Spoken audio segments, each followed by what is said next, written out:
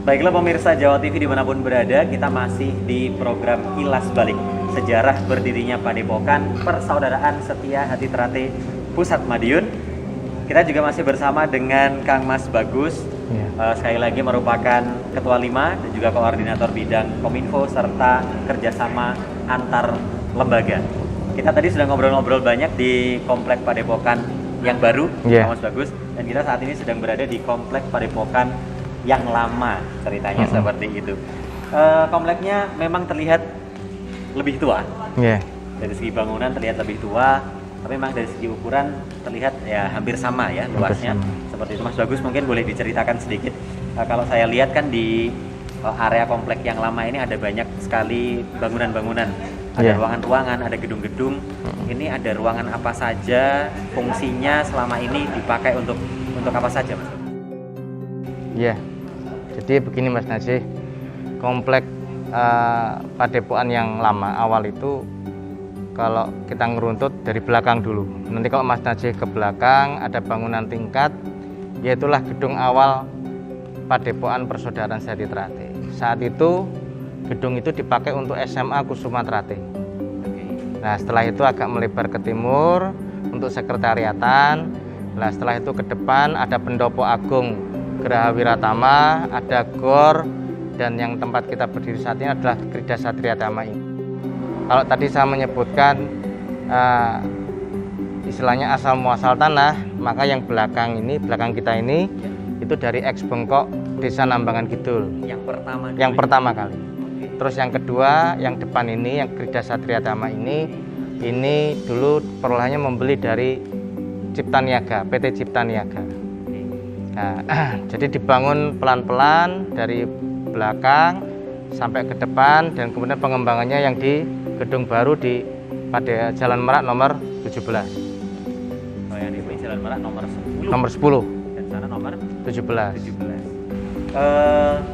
Ada beberapa ruangan-ruangan dengan nama-nama berbeda. Itu apakah fungsinya juga berbeda, Mas Bagus? Mungkin ada yang memang dikhususkan untuk pertemuan atau olahraga fisik atau apa semacam itu, mungkin ada fungsi-fungsinya tersendiri, Mas Bagus. Jadi kalau di GOR lama ini yang paling belakang sekarang ini ditempati oleh SMIP Kusuma Terate.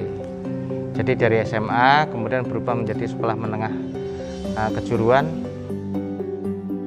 pariwisata yaitu Kusuma Terate. Habis itu terus ada ruang sekretariatan untuk istilahnya ya administrasi Persaudaraan Sehati Terate. Ada pendopo agung Geraha Wiratama ini dipakai untuk sarasean. Terus ada GOR itu dipakai untuk latihan olahraga, termasuk yang di depan ini juga dipakai untuk latihan. Oh, jadi ada tempat latihan terbuka, ada tempat latihan yang tertutup.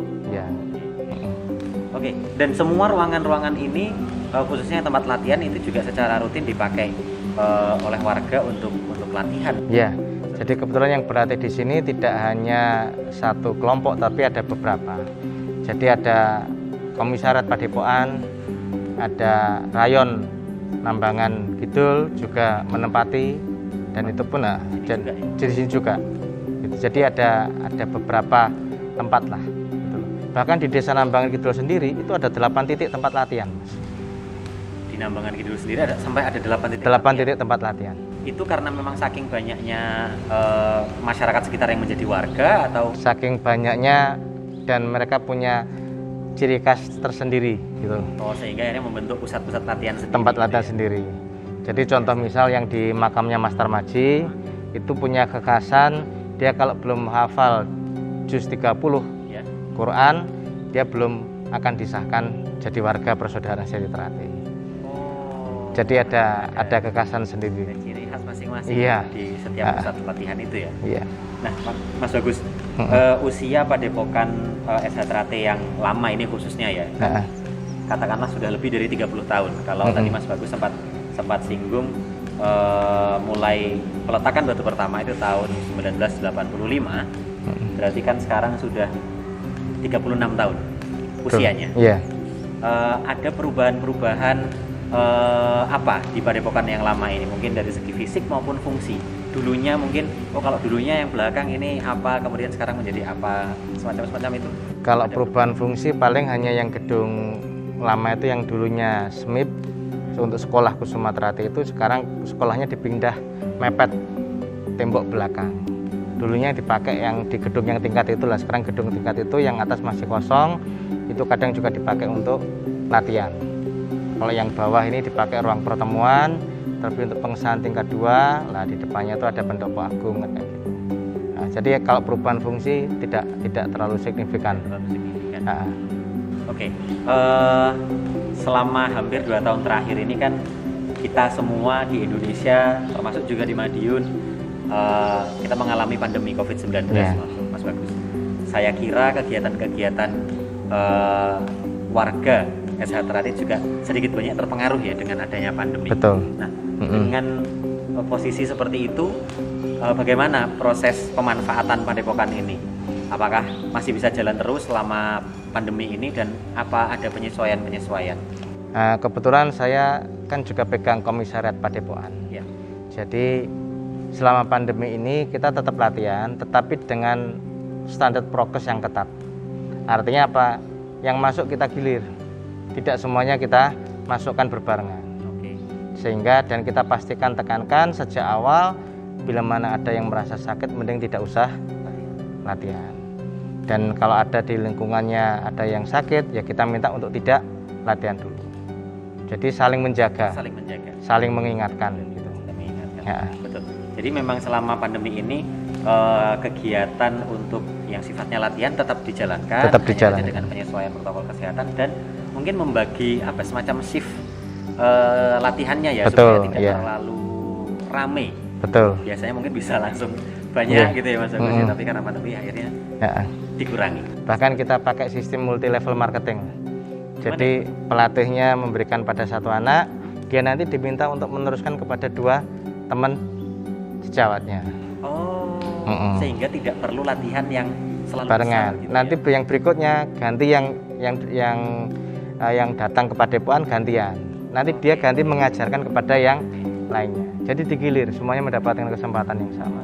Tapi sistem itu hanya dilakukan oleh mereka yang berlatih di padepokan ya? Atau ya, ini kan kearifan lokal. Mungkin di tempat lain pelatih punya kebijakan sendirilah.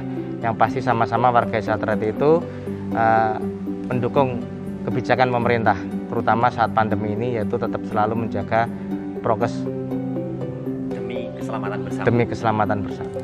Mas Bagus, saya kira sejarah dari padepokan SH Trate ini kan sudah sangat panjang dan saya yakin juga banyak sekali warga yang baik berlatih secara langsung di sini maupun dari tempat yang lain merasakan manfaat yang luar biasa dari padepokan ini.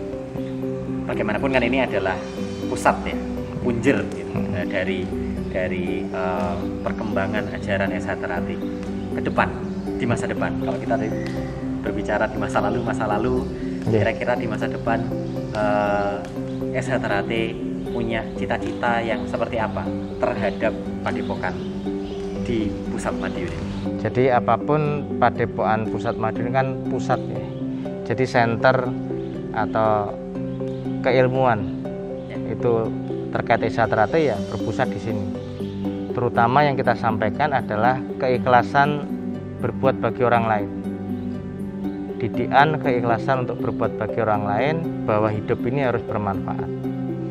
Jadi kita hidup juga tidak meminta, mati pun juga tidak perlu daftar. Nah, selama kita hidup di dunia ini kita harus bermanfaat bagi orang lain. Jadi itulah kenapa di SH Trate pelatih tidak dibayar. Nah, tapi tetap bisa menyebar ke seluruh Indonesia, lintas suku, agama, ras atau golongan. Karena kita diajari untuk berbuat bagi orang lain, menghargai siapapun, apapun kondisi derajat dunia, kita tidak mempermasalahkan. Yang penting kita sama-sama saling mengingatkan dalam hal kebaikan. Dan nanti pusatnya akan tetap di sini untuk menjaga ajaran budi pekerti luhur tersebut.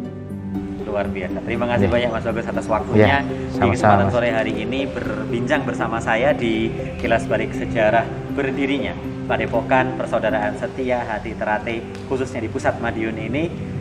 Semoga apa yang menjadi cita-cita dari SH Trate, baik itu para warga di seluruh Indonesia maupun juga para pengurus di pusat, ini bisa menjadi kenyataan, Amin. membawa manfaat yang baik tidak hanya bagi warga tapi juga bagi Indonesia, nusa bangsa, dan kalau bisa di seluruh dunia. Amin. Terima kasih banyak Mas Bagus, sampai jumpa lagi di Sama-sama, kesempatan Mas Haji. berikutnya. Padepokan Persaudaraan Setia Hati Ternate Pusat Madiun tidak hanya besar secara fisik, namun juga nilai historis bagi perkembangan Persaudaraan Setia Hati Ternate itu sendiri. Tempat ini telah melahirkan banyak sekali pendekar yang tidak hanya sakti secara jurus dalam bela diri, namun juga kuat dalam karakter serta kemurnian hati. Tempat ini akan menjadi sejarah dan juga berkembangnya peradaban serta ajaran luhur Persaudaraan Setia Hati Ternate yang akan membawa dampak besar tidak hanya bagi warganya, namun juga bagi nusa bangsa dan seluruh Indonesia. Sampai jumpa lagi di Kilas Balik Sejarah Jawa TV. Saya Najih Muhammadi pamit undur diri. Sampai jumpa.